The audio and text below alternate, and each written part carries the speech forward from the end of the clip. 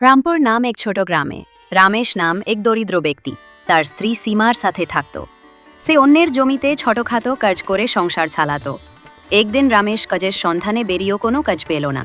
নিজের মনে বলল, হে ভগবান, আজ তো হাতে কোনো কাজই জুটল না। ছোলো বাড়ি গিয়ে দেখি আজকের মতো খাওয়ার মতো কিছু অবশিষ্ট আছে কিনা। এই ভেবে সে বাড়ি ফিরে এলো। সীমা তাকে দেখে জিজ্ঞেস করল, আরে আজ যে তুমি জলদি চলে এলে, সাথে করে কিছু খাবার আননি? রামেশ দুঃখ করে বলল, কি করব ভাগ্যবতী, আজ কোনো কাজই পেলাম না। দেখো আজকের মতো কিছু খাবার বেঁচে আছে কিনা, কাল কাজ পেলে নিয়ে আসব। সীমা বলল, হ্যাঁ আজকের মতো একটু খাবার বেঁচে আছে, কিন্তু কাল অবশ্যই কিছু নিয়ে এসো। রামেশ বলল, হ্যাঁ আমাকে কোনো না কোনো কাজ খুঁজতেই হবে। তারপর দুজনে বাঁচা খাবার খেয়ে ঘুমিয়ে পড়ল। পরদিন সকালে রামেশ তাড়াতাড়ি উঠে আবার কাজের সন্ধানে বেরিয়ে পড়ল। পথের মধ্যে ধনীলালের বাড়ির সামনে দিয়ে যাওয়ার সময় ধনীলাল তাকে ডাকল, আরে রামেশ, কোথায় যাচ্ছ? এদিকে এসো। রমেশ ধনীলালের কাছে গিয়ে বলল, জি মালিক, কাজের সন্ধানে বেরিয়েছি। ধনীলাল বলল, আমার একটা কাজ করে দিতে পারবে? রমেশ শ্রদ্ধার সাথে উত্তর দিল, হ্যাঁ মালিক, বলুন। ধনীলাল একটা পুটলি দিয়ে বলল, এই পুটলিটা পাশের গ্রামে মোহন শেঠের বাড়িতে পৌঁছিয়ে দিয়ে এসো। খেয়াল রেখো, এর মধ্যে খুব দামি জিনিস আছে। রমেশ কিছু না জেনে পুটলি নিয়ে রওনা হলো। সে জানত না যে এর মধ্যে ৫,০০০ সোনার মোহর ছিল। কিছুটা পথ যাওয়ার পর সে খুব ক্লান্ত হয়ে পড়ল।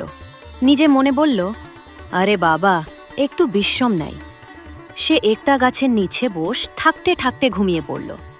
কিছুক্ষণ পর ঘুম ভেঙে দেখে পুটলিটা নাই। ভয়ে তার মুখ শুকিয়ে গেল। সে চিনতে লাগল, আরে আমার পুটলি কোথায়? কেউ কি চুরি করে নিয়ে গেল? এখন আমি সেটকে কি জবাব দেব?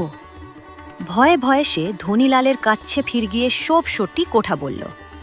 ধনীলাল রোষে ফেটে পড়ে বলল, কি, তুমি জানো ওর মধ্যে ৫,০০০ সোনার মোহর ছিল? হয় সেই পুটলি খুঁজে আনো, না হয় সারা জীবন আমার এখানে বিনামূল্যে কাজ করো। রমেশ চোখে জল নিয়ে বলল, সেটজি, আমি এত টাকা কোঠে পাবো? আমাকে মাফ করে দিন। কিন্তু ধনীলাল কোনো কথা শুনল না। সে বলল, মাফি নেই, চল কাজে লাগ। তারপর থেকে রমেশ রোজ শেঠের বাড়ির জমিতে কঠোর পরিশ্রম করতে লাগল। কিন্তু তার পরিশ্রমের বদলে তাকে শুধু এক বেলা খবর দেওয়া হতো। সন্ধ্যায় বাড়ি ফের সে সীমাকে সব ঘটনা খুলে বলল।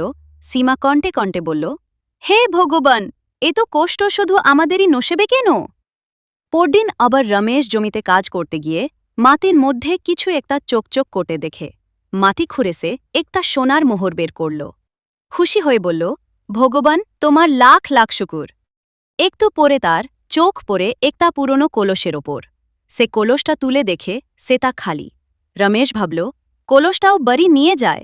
বাড়ি গিয়ে সীমাকে বলল, দেখো জমিতে এটা পেয়েছি, আর এটা দেখো একটা সোনার মোহর। সেমা অবাক হয়ে কলস ও সোনার মোহর দেখল। দুজন মিলে সে একমাত্র সোনার মোহরটা কলসের ভেতরে রেখে রাতে ঘুমিয়ে পড়ল। পরদিন সকালে উঠে রমেশ কলসের ভেতরে তাকিয়ে অবাক হয়ে গেল।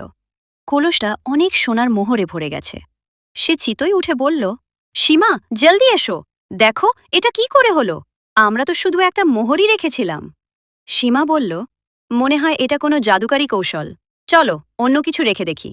তারা একটা আলু কলসের ভেতরে ফেলল, আর মুহূর্তের মধ্যে পুরো কলস আলুতে ভরে গেল।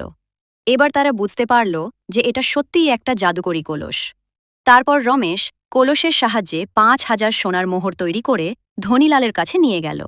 ধনীলাল মোহর গুণে খুশি হয়ে বলল, এখন তুই আজাদ, তোকে আর কাজ করতে হবে না।